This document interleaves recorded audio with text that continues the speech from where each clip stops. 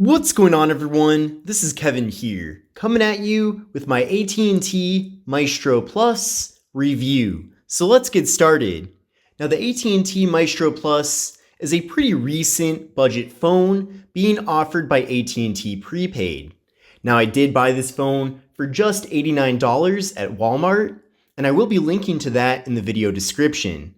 But essentially, if you're currently with AT&T Prepaid, or if you want to be with them, then this phone might be a decent option for you. Now, at least according to the box, this phone is indeed a Walmart exclusive. So if you do actually want to get the phone, you will have to get it at Walmart. And as far as what's included in the box, we get some literature here, we get a USB wall adapter, and we get a USB-C cable for charging and data transfer. And we also get a SIM card removal tool. Now, the AT&T Maestro Plus features a 6.2-inch display. The display itself is LCD at 720p.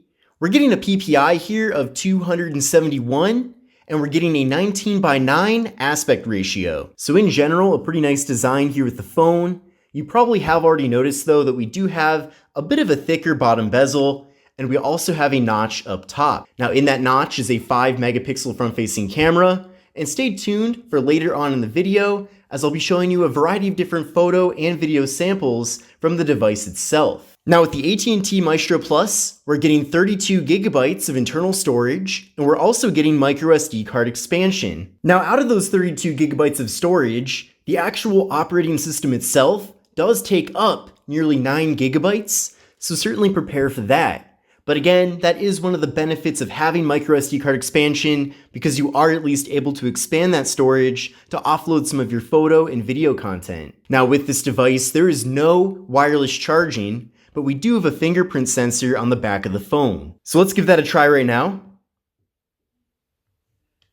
Okay, pretty quick. One more time. Nice. So from what I've noticed with this phone is that you do have to kind of press down a little bit harder than usual on the fingerprint sensor itself, but then again, it does still work. So it is reliable. It's just not quite as responsive as some of the fingerprint sensors that I've used with more premium and sophisticated phones. But again, considering that this phone is extremely affordable, I think it works as well as it needs to work. Now, unfortunately, with the AT&T Maestro Plus, there is no face unlock. So you are limited to using the fingerprint sensor if you don't want to put in your PIN code every time you access the phone. Now on the back side of the device, we do have a dual camera setup with a 13 megapixel main camera and a 5 megapixel depth sensing camera for portrait mode. So it is pretty nice that we do have portrait mode on both the rear and front cameras on this phone. Now the actual camera app itself is pretty basic, but it does at least get the job done. There's auto mode, there's also manual mode that gives you the ability to make some adjustments here to the ISO, white balance, and the contrast as well. We can also go over to portrait mode to get those nice blurred out backgrounds that I know that everybody's a big fan of. We can then flip around to the front facing camera as well, and there's me right there. And we can do either portrait or normal selfies. And then flipping back around, we do have the settings up in the corner here. And we have the ability to make at least some modifications, such as picking the video resolution, choosing between 1080 or 720p, or we can also modify the picture resolution and the actual aspect ratio itself. So it is pretty cool that we do get some customizations there, and I feel like with this phone, the cameras take pictures that are at least good enough, but again, judge it for yourself later on in the video as I'll show you some actual samples. Now with the AT&T Maestro Plus, we're getting 3 gigabytes of RAM and the Qualcomm Snapdragon 460 processor. Now I did run a Geekbench 5 benchmark test here with the phone, and I'll show you the scores from that test right now. But essentially, I got a single core score of 257 and a multi-core score of 1287. So in general, pretty decent and impressive scores here, considering that you can buy this phone for under $100. Obviously, it's not going to perform nearly as fast as a high-end phone like the iPhone 12 or Galaxy S21, but again, you really do get what you're paying for. But on the other hand, in this situation, I feel like we're getting some pretty good value here. Now, as you probably noticed when I was going through the camera app, this device does feature 1080p video recording resolutions for both the front and rear cameras, which is acceptable for a phone in this price range. We're getting a pretty decent 3,300 milliamp hour internal battery, and the device runs Android 10. Now it does have a custom icon pack that comes with it that kind of makes all the icons squared, which I think looks fine. And also, if you haven't noticed, the phone does come with quite a bit of bloatware pre-installed, so be prepared for that. But in general, if you're used to using an Android device that is pretty similar to stock Android, then you are going to feel pretty much at home here with the AT&T Maestro Plus. There's not much of a learning curve if you're used to using Android phones already. But let's take a closer look at the hardware. Now, I already talked quite a bit about the front panel here, but again, we have that notch up top and then a pretty thick bottom bezel. And then taking a look at the left side of the phone, we just have the slot for the microSD card and SIM card.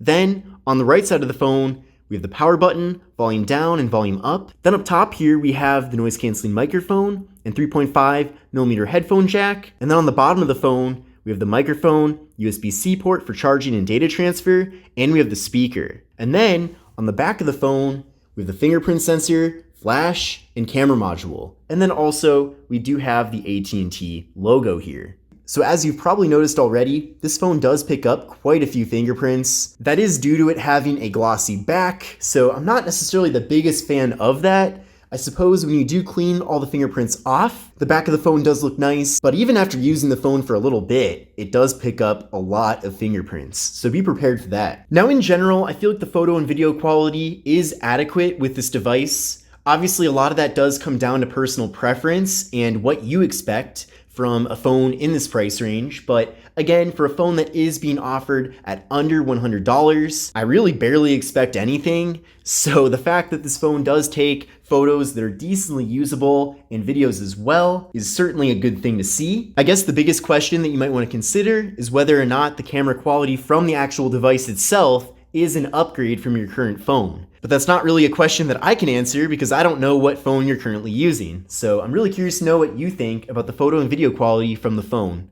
But let's take a quick look at some video samples. What's going on, everyone? This is Kevin here, and this is a 1080p test video using the AT&T Maestro Plus. We do have pretty quick autofocus in video mode, which is awesome.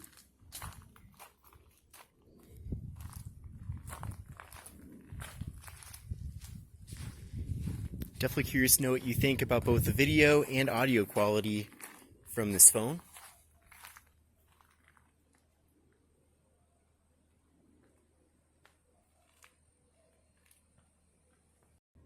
And here is a front-facing test video from the AT&T Maestro Plus. Looks pretty good from what I can see through the viewfinder. The AT&T Maestro Plus also works really well for web browsing. Things are pretty smooth here when scrolling, which is good. You can also go to different articles, and text is very easy to read as well. So that's always a good thing if you do want to use your phone for content consumption. 4K at 60 FPS with the front-facing camera. And with this device, we're getting a very large 5,000 mil. Video viewing here with the phone is generally a good experience. I will say though that the speaker is not necessarily the loudest out there, but if you are sitting by yourself in a quiet room, then it is at least loud enough so that you know what is going on in the actual video itself. Now, what's cool too is that you can crop in, so if you want a more immersive video viewing experience, that works as well. But it's definitely nice being able to watch videos on this large 6.2-inch display. So in conclusion, is the AT&T Maestro Plus worth buying? I would say that if you're looking to get a phone for under $100 and you're with AT&T Prepaid, then this phone will get the job done for you, and I feel like overall it is a solid value. Of course, at the price range this phone is at, you do have to keep your expectations in line, and you really can't ask for too much for that matter, but I like that the phone has a really big, good-looking display. I like that the camera quality is at least good enough. And I also like that we're getting a decently powerful processor here, again, for a phone in this price range, and also a decent amount of RAM too. Because typically, I would expect smartphones that have the Snapdragon 460 to be more in the upper $100 range, rather than being under $100. So it looks like AT&T really is passing along a lot of value here with the AT&T Maestro Plus. But I'm really curious to know what you think about the phone. Do you currently have this device? And if you do, definitely let me know in the comment section below how you like it. But I hope you enjoyed the video. This is AT&T Maestro Plus review, and I will see you in the next one.